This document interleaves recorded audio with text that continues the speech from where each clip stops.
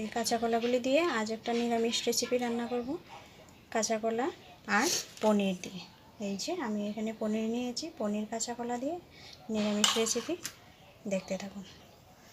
এই রেসিপিটার জন্য কিছু ভাজা মশলা লাগবে। দিচ্ছি এখানে গোটা জিরে আর শুকনো লঙ্কা, শুকনো কলায় ভেজে কুটে নেব। যে ভেজে নিয়েছি, এবার কুটে নেব। তরকারির জন্য নিয়েছি কিছু মশলা, এখানে গোটা জিরে, গোটা ধনে, শুকনো লঙ্কা, আদা বেটে নেব। কাঁচা কলাটা ভাপিয়ে নিয়েছি, এবার খোসাটা ছাড়িয়ে নিচ্ছি। আগে থেকে ভাপিয়ে নেওয়া একটা আলু দিয়ে দিলাম, ম্যাশ করে নিচ্ছি। যে মেখে নিয়েছি, পনিরটাকে এই গ্রেটারে গ্রেট করে দিয়ে দেব। দিয়ে দিচ্ছি আগে থেকে শুকনো কলায় ভেজে রাখা মশলা,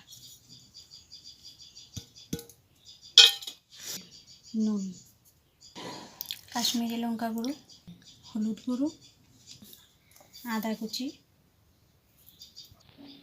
অল্প কর্নফ্লাওয়ার। এবার ভালোভাবে মেখে নেব। মেখে নিয়েছি, এবার ভেজে নেব। তেল গরম হয়ে গেছে, এরকম গুল গুল শেপ দিয়ে ভেজে নেব।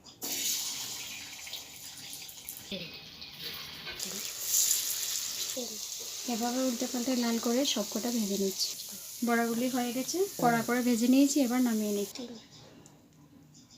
বড়াগুলি একদম কড়া করে ভেজে নিয়েছি।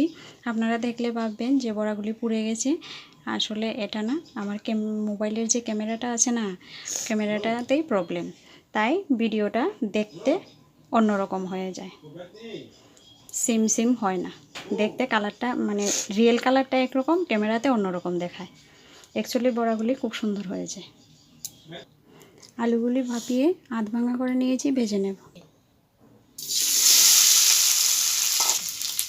হলুদ গুঁড়ো,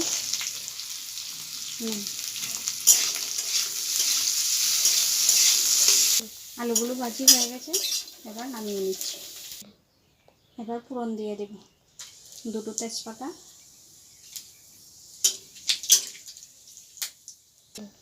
দুটো ছোটো এলাচ, একটা দারচিনি ফোড়নে দিয়ে দিয়েছি। দিয়ে দিচ্ছি পাঁচফোড়ন,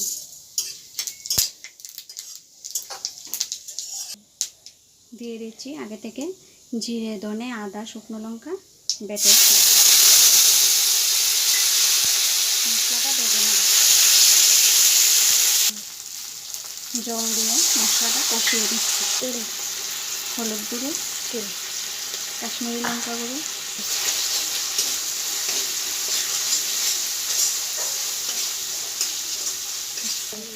মশলাটা কষানো হয়ে গেছে, দিয়ে দিচ্ছি ভেজে রাখা আলু।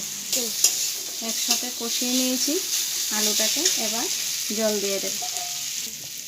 দিয়ে দিচ্ছি জল, এবার নুন দিয়ে দিচ্ছি, পরিমাণ মতো নুন। এবার ভালোভাবে ফুটিয়ে নেব। বড়াগুলি দিয়ে দিচ্ছি, গরম মশলাগুলো দিয়ে দিয়েছি, দেখানো হয়নি, ক্যামেরা অন করার আগে আমি গরম মশলাটা দিয়ে দিলাম। এবার একটা বলক তুলে নামিয়ে নেব। বেশি তরকারিটা ভালো করে বলক উঠে গেছে, এবার নামিয়ে নেব। এই যে তরকারিটা রেডি হয়ে গেছে, আর এভাবে বানিয়ে খেয়ে দেখবেন, দারুণ লাগে। আমি তো এখানে আলু ভেজে দিয়েছি, আপনারা চাইলে কাঁচা কলাও মানে ছোটো ছোটো করে কেটে ভেজে তারপর দিয়ে রান্না করতে পারেন। এই তরকারিটা দারুণ লাগে। ধন্যবাদ।